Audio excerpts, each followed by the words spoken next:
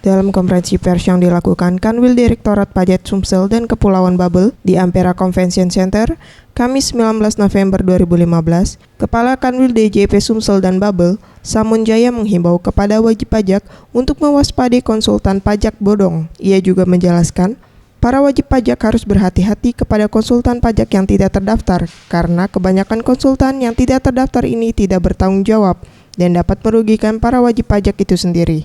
Sehingga perlu kami sampaikan kepada masyarakat bahwa dalam memenuhi kewajiban perpajakan, baik melalui konsultan pajak, tidak masalah melalui konsultan pajak, tetapi harus sering melakukan cek and recheck lagi ke kantor pajak. Apakah yang sudah kami serahkan pada konsultan pajak ini sudah sesuai atau tidak, sehingga nanti terhindar dari hal-hal yang mungkin bisa merugikan wajib pajak. Untuk diketahui masyarakat, untuk wilayah Palembang ada 76 orang konsultan pajak yang sudah terdaftar oleh DJP Sumsel Babel. Dan DJP Sumsel Babel juga masih menghapuskan sanksi kepada wajib pajak yang terlambat membayar ataupun ingin memperbaiki nilai pajak tertanggung itu sendiri hingga 31 Desember 2015.